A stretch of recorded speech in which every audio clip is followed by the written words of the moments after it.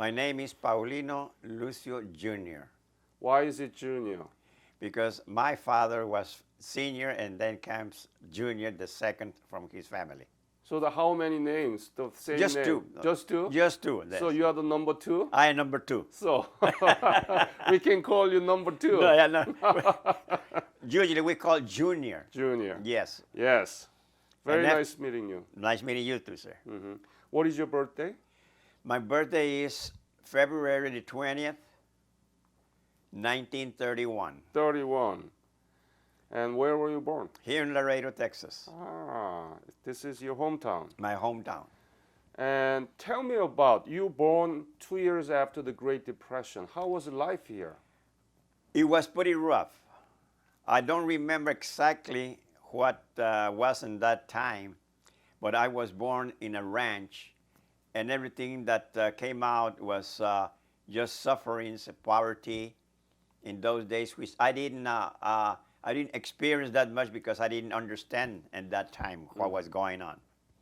All I experienced was how we lived. We had no running water, no electricity, no insulations of our homes. They were made of just plain wood, and that was it. We didn't have any meat to nourish us, but we raised some chickens, pigs. That's what we usually ate in those days. But what we really appreciate, what in those days, that I ate a lot of vegetables because we was born in a ranch, and I harvest a lot of vegetables, fruits like watermelons and melons. Avocado too. No, we didn't have avocado? no avocado. Avocados were raised out in Mexico. Oh, I That's- see. At that time, I don't know really what other I think California raised avocados, but it was way off from my date of birth. So you had enough to eat. Especially those kind of food, yes, vegetables and a few poultry and little meat like pig, but not too much, not too much. Tell me about your family. My family is composed of two sisters and myself only. My mom and my father. And they were farmers. Yes, we were all raised in a farm. So tell me about the high school you graduated. Well, I didn't go to school too much. I just went to 7th grade. And the reason I went to 7th grade because in those days, we had to put ourselves into a working system like ranching and going out to harvest our vegetables and something like that to keep us living. So that really, and in those days, our parents, some of our parents didn't what do you mean, go into education. My dad didn't because he was very worried about how we spend our lives living, So we rather work a little bit, and from then on, I picked all my education during the processing of getting together with my friends. But most of my English, I picked it up in Korea. So you must be a good farmer at the time. Not exactly, because in 1942, when after the World War II broke out, we came from the ranch to where we live right now. So that's over about 70 years when we moved to the city, and from then on, I got a job with a grocery business, a great grocery business here in Laredo, which is called HEB. HEB, that's a Howard Edward Budd. That's one of the greatest grocery companies here in Texas. Howard Edward Budd. It's a HEB. That's the one you come across those grocery institutions. I mean, not institutions, but the grocery, stores. Yep. When did you join the military then? I joined the military in January 1953. 1953? 1953. So you continued to work in HEB until After my discharge, I joined the HEB again because I started with HEB 1948. Yeah. Do you remember the date that you enlisted Army? Yes, sir. I enlisted in January the 7th, 1953. Wow. And it was Army, right? Army, yes, sir. Yes, sir. Where did you get the basic military training? I took my training in Fort Hood, Texas. Tell me about that basic training. How was it? It was, well, I didn't expect that basic training to be so hard, but it was rough. Really? It was rough. Give me the detail. How rough it was? Well, we had to get up early in the morning, shave and shower in no time at all, and then go to chow, which is called breakfast in those days. But you have to be in time, otherwise you get punished. I didn't get punished because I was always do my best to be honest with our superiors. So I didn't have any problems for that. But it wasn't really something that you are used to do, right? No. That's kind of different. That's why difficult. You know, it was the military changed my life in those days completely. I didn't expect that much, but it really made me more a personnel responsible to be in the military, and I appreciate that. How long was the basic military training? Military training was about 2 months. And then what happened? Then when we went to, we were shipped to Camp Stoneman, California. Yep. And from then on, we sailed to Korea, but we first sailed. I think was my transport ship was Marine Adder. I think the Marine Adder in that my ship names. And then I ended in Sasebo, Japan. Yep. In Sasebo, we stayed there about a week to zero our rifles. And after that, we were shipped to Korea, and I landed in Incheon. Do you remember when you arrived? I really don't know, sir, really. I just lost track because I was scared. Oh. I was scared in a way that I didn't know what to expect after reaching Korea. But I took my post, what I had in myself, and I just went through whatever came to me. We landed in Korea. I don't remember the date. But it's got to be February or January? No. No, it wasn't. It was when I landed in Korea was in more or less in April. April? Yes. Yeah, I took training in. Oh, that's right. Yes. You took No, training don't, 2 months. Don't go back. Yeah. So it's got to be in April. Yeah. Yeah. How was Incheon? Incheon, well, I think Incheon was already demolished by the Marines, as I heard about it. And we landed there with no problem at all. We traveled to Seoul. And after we landed in Incheon. What did you see? I mean, was mostly destroyed? How was the scene from Incheon to Seoul? From Incheon to Seoul, Incheon was the most destroyed place that I saw. From then on, I was transferred in trucks, and all what I saw was just nothing at all. And I didn't go exactly in the middle of Seoul, as I was told. From then we were shipped. We stayed there about a night or 2 nights after that, and we were shipped by train. And from then on, let me tell you, for some of us, do you remember what place did you go? I don't remember. really. It's hard to keep track the places where we were, frankly. I don't know how people can say we were here. I don't know. Yeah. They know. I don't Yeah, know. yeah, I didn't know anything about it. Yeah.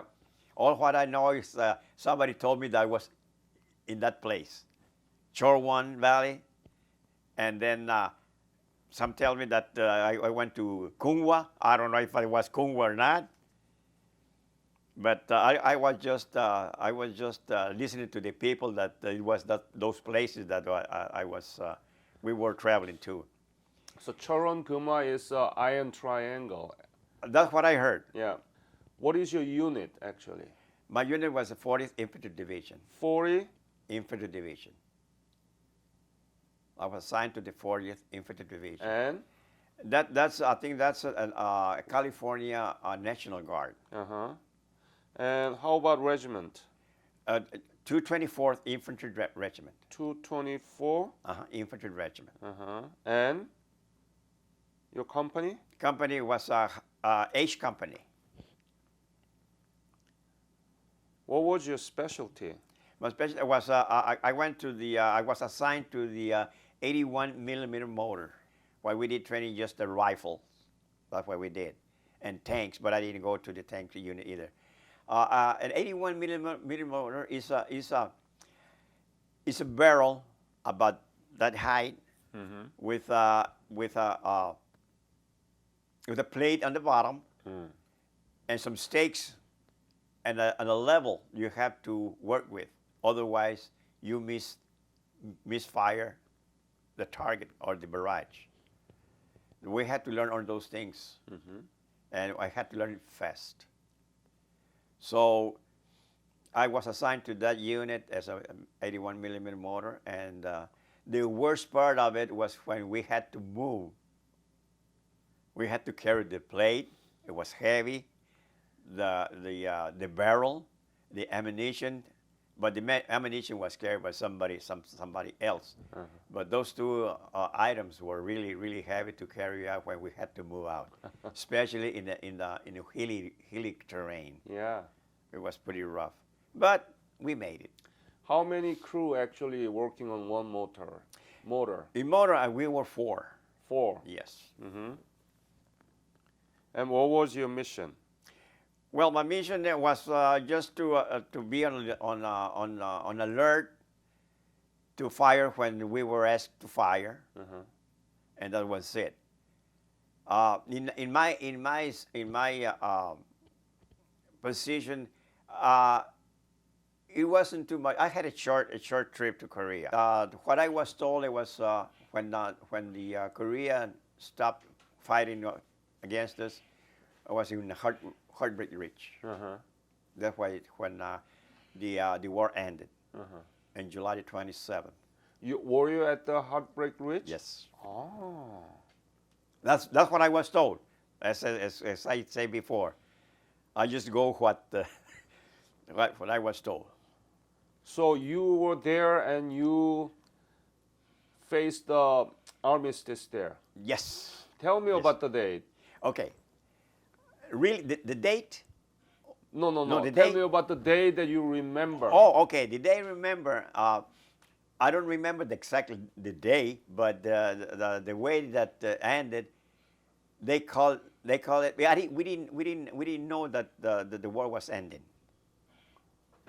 And all what we heard from our company commander, so everybody started firing. So we fired. I don't know which way we were firing because we just firing. And and all of a sudden he told us, we were told that the war was ended. Wow. Everybody cheered at that time. So we knew that we heard some shells coming through us from the North Koreans, because that's the last part of the war that was performed in those days. Nobody had a target to. They just fire wherever they landed. But we were lucky that we didn't get any shells near our bunkers, because we had all the ammunition sprayed out in the ground, the motor ammunition. But we were lucky for that. The bombing from the artillery from the North Koreans were landed maybe about 800 yards away from us. So that's why we had. After that, we were at ease to hear that the war was ended. And after that, we just How did had you to- feel? Great. We felt great. Everybody, I think, felt great. Everybody at ease. We could, especially when we were out, we were not supposed to let our rifles down. You know, so everybody had to be on alert anyway because it was just an armistice. It was not a peace. So from then on, and still we are at danger with Korea. You know that. Anybody and that guy here, that the one that took over, that new president, I don't trust him. I don't trust him a bit. He might do something worse that his father did. I don't know. But I tell you one thing. If I were being called again, I'd be glad to go back. Are you sure? Oh, yeah. Even if I have to carry somebody else's ammunition, I don't care. I want to defend my country and the Korean people. You were scared, actually. I was scared, sir. You're not scared anymore? Well, not anymore. Not anymore. Well, let me tell you, after a few days over there, I knew that I had to face something. I have to defend my brother and myself. So it really didn't matter what happened after that because my nervousness went out. I didn't have any nerves anymore. You know, I was not afraid anymore. Paulino, I really appreciate your honesty Yes. to share. And everybody, I think, was scared Yeah, everybody and was scared, nervous. sir. You didn't know nothing about Korea before you left for No, Korea. sir. Let me tell you one thing. We didn't know in 1950 that we had a war going in Korea, especially here we people here in Laredo. I didn't know. So You didn't know Korean War, no, Korean War broke out. No, I didn't know. But after that, I mean, when I was working for the HEB, I knew there was something going on over there, and at the time, I was called into Korea, and I didn't back up. I just went through there, and I was happy, and I'm glad I did serve my country and support the Korean people because we knew that they were suffering after what I saw in Korea. A lot of poverty, a lot of people, little kids looking for food in trash cans. I tell you, it was on. I didn't like to see that. What I did in times, I had to save a little bread for them and give them to the. We were not allowed to. We were not allowed to do that, thing like that. But because I heard that some people send little kids like that with grenades, and people we didn't know what to expect. But I didn't care. I mean, I feed the little kids sometimes, not all the time, but whenever I had a chance to. You shared your sea ration with them? Oh yes, I had to open it up, sea ration for them. Do you remember? Not all the time, but when I had a know. chance. Remember do you have memories of feeding children, Korean children? Not too many, as I said before, not too many because I didn't have that chance to do it. We didn't have that opportunity to go out and do something like that. But when I had a chance, I did it. Did you have a camera with you? No. No. No. Yeah. That's the worst part of it. I didn't. We had some cameras, but my comrades, they were theirs. But I got some pictures that they took, but after the war, I still got some in there. Oh yeah. You want that Yeah. to share them with there? Yeah. So go back and find the pictures, anything related to Korea, Okay. and the letters that you wrote back, anything, and you Okay. can send it to me. Tell me about the typical day in the Heartbreak Ridge, for example. How was it? Give me the details. When did you wake up? What did you eat? Where you sleep? Where you go? What did you do? Okay. First thing, when we went to when we transferred to Herbert Ridge, it was a bunker. All I saw was uh, three guys in there in the bunker, and my company commander, I think my company commander is Lieutenant Lyons, if I can remember that. He was a very real good commander, and we stayed there for the short time, because after that, as I mentioned before, the Korean the conflict ended. Yeah. But we stayed in the bunkers. We took turns in guarding the perimeters. Maybe 2 hours. It was scary, with fixed bayonets. Whatever came out, we were very in alert. And then we were relieved by another couple guys, and that's the way we spend our last days in Korea. My stay in Korea in the battlefield was short. It wasn't too long. How close were you to the enemy? What I heard, some said it was 800 feet, 800 yards. And the reason I was told that is because it was a hilly section, a hilly terrain.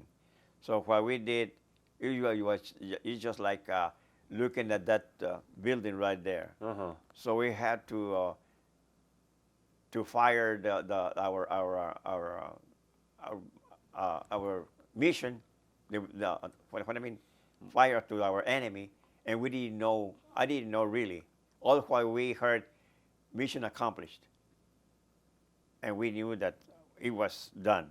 We hit. I don't know what we hit. When in the motor, in a motor, in a motor, what I mean, unit, you don't know who you're gonna hit. Exactly. We just fire. We just did fire. That's what we did. Right. Did you have a hot meal there?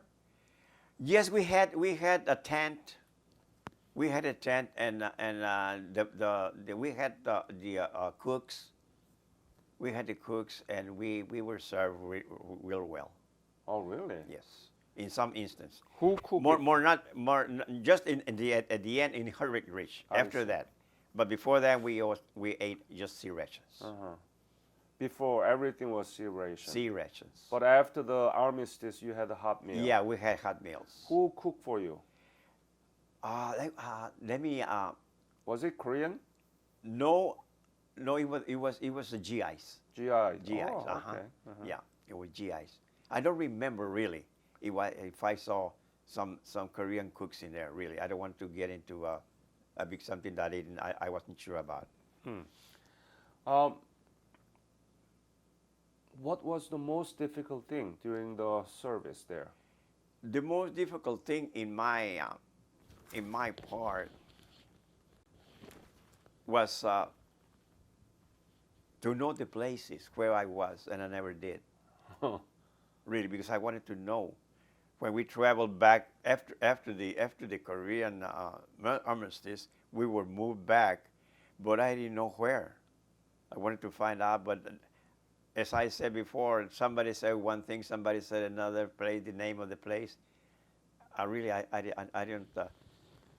Some mentioned the Peace Hut, which I don't recall Peace Hut. Yeah, I just go by what they say to me. But all what I was happy about that we were out of the battle zone. Uh-huh.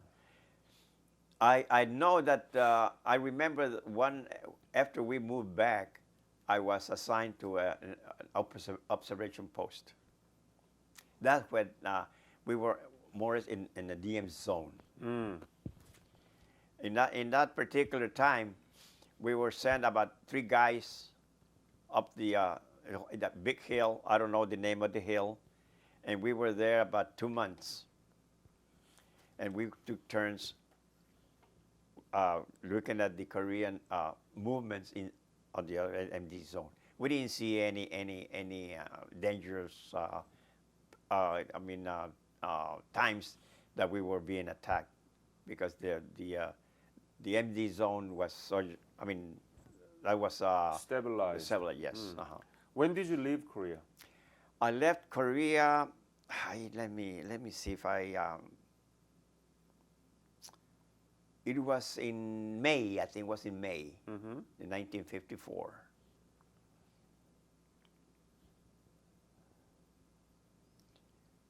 What were you thinking when you were leaving?